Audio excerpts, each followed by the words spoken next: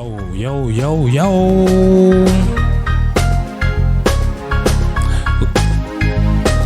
As always, y'all know I'm always having a good time. All right, LYNX Live. I'm your host, Dame. LYNX, remember, love yourself. No exceptions. And real quick, make sure you're running over to SoundCloud right now or running over to YouTube. Type in DAMELYNX and hit subscribe. That way you can keep up with everything I got going on. Like I told you guys, I'm feeling good. 2025, my 2025 is starting off really great, you know, just in a way that I've needed over the last year because it has been rough. And I'm just glad to be, you know, back on the up and up with things. And I think we have to give people a lot of grace when it comes to just existing, right?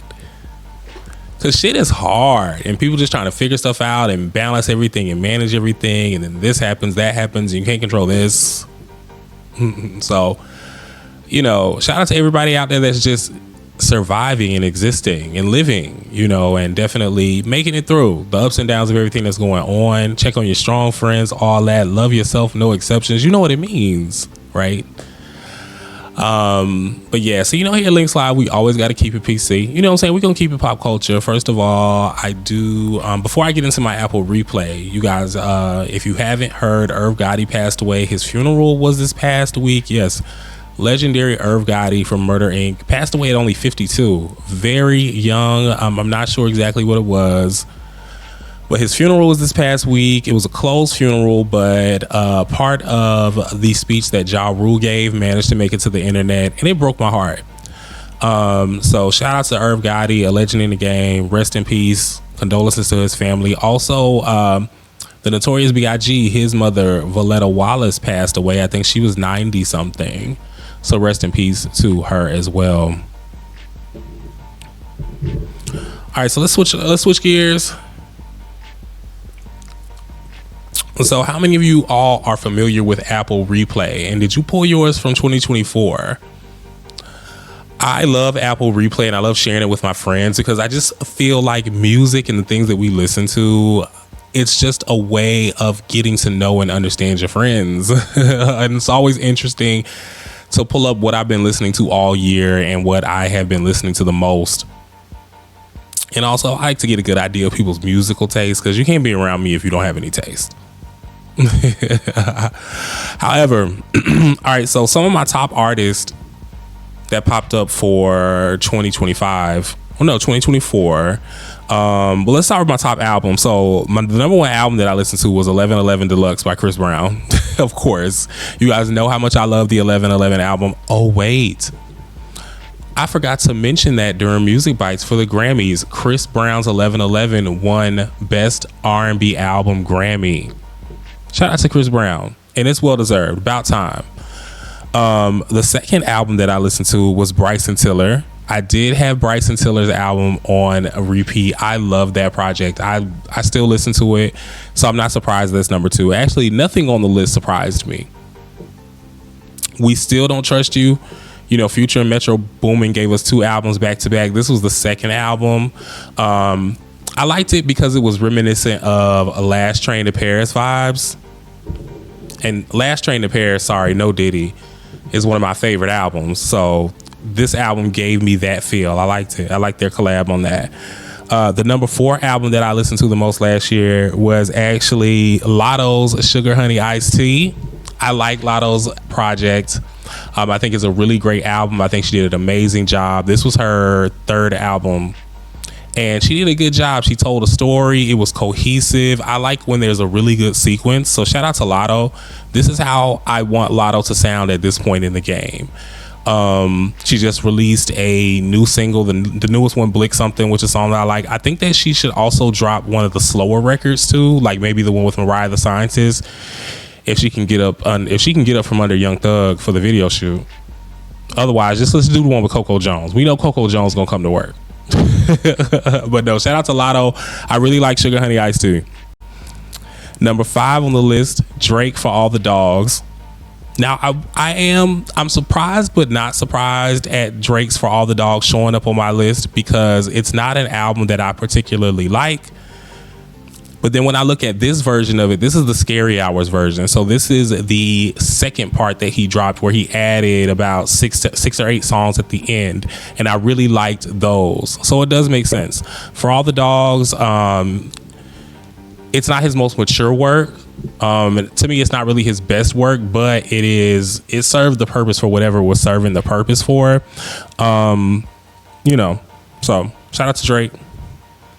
Now, I was surprised to see how high Cowboy Carter showed up on my list. Cowboy Carter came up as number 6. So I guess I don't like it.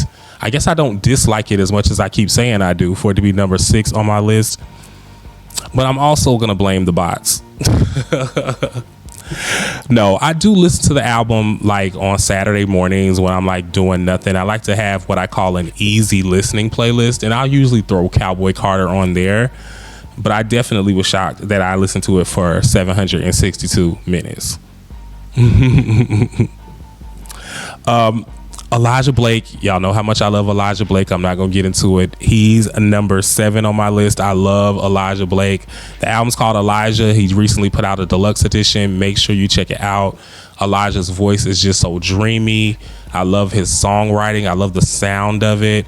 It's R&B, but he does have some rock elements to it.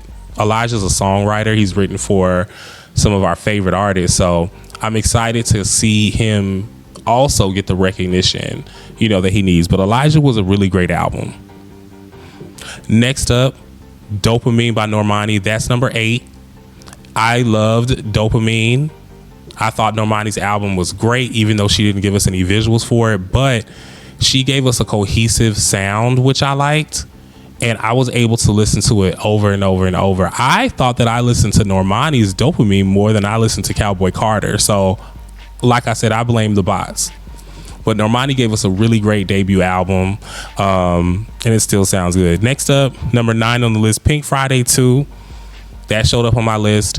Of course, Pink Friday 2 was dropped towards the end of 2024. So I think I wore that out a lot those first 2 months, and then I kind of got off of it.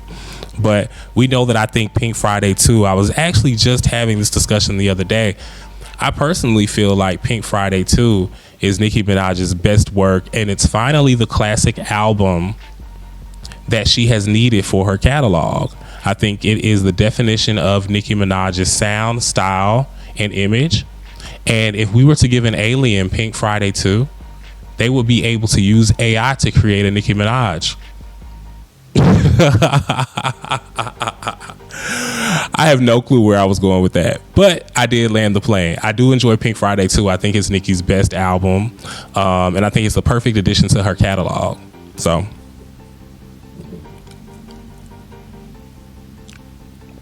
Ariana Grande, Eternal Sunshine is number 10 on my list.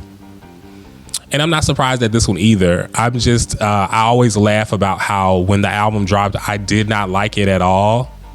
And then after about week 3, I could not stop playing it. Eternal Sunshine is a great project for Ariana. I enjoy hearing Ariana's voice. And I think she makes great songs to like listen to. So you can listen to her over and over again as well. So Eternal Sunshine, that was one of my favorite projects from last year. Now, Chris Brown snuck back on the list. Apparently, I've been listening to Chris Brown's Indigo album a lot for it to make number 11, shockingly. That album aged very well, because I also did not like that album when it first dropped a few years ago. Number 12 on the list is Tyla. Now, y'all know that Tyla project was great. That was what I consider the epitome of a debut album for Tyla. And an artist, that is what your debut album should sound like. It should tell a story. We should be able to understand your sound by the time that it's over. It should have a good flow. And every record should be radio ready. Tyla is doing an amazing job. Apparently, Water has like the most streams now, or broke some type of record, and she owns it. And then Push to Start is taking over. Push to Start is going to be song of the summer this year. Tyla makes great music. I'm excited. I love all of the music coming out of Africa. Afro soul, I'm obsessed. I'm telling you, anything Afro Soul, I'm a piano, I'm following, I'm liking, I'm commenting, I'm saving, I'm streaming, I'm buying. I want to be over there with them. I love the energy over there. So shout out to Tyler. And then last on my list is Seven Streeters' Drunken Words, Sober Thoughts. I love that album. I'll probably never ever in my life stop listening to that album. And you guys know how much I love Seven Streeter. So that's my Apple Replay as far as my albums. Did you guys pull your Apple Replay? Let me know down in the comments. You know, what were some of your top albums of last year and why? Did you like my list? Does my list, a lot of people say my list sound typical of me. And I agree. So, all right, that's gonna be it for LYNX Live. We about to get out of here. I'm Dame LYNX. Remember, love yourself, no exceptions. I do have a cool kid of the week this week in honor of Valentine's Day and just love in general and how I'm feeling. I got the fabulous Easy freestyle. I love this freestyle. Look, that's gonna be it for LYNX Live. I'll see you next week.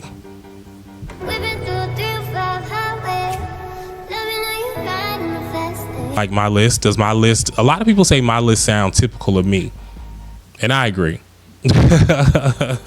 So, all right, that's gonna be it for LYNX Live. We about to get out of here. I'm Dame LYNX. Remember, love yourself, no exceptions. I do have a cool kid of the week this week in honor of Valentine's Day and just love in general and how I'm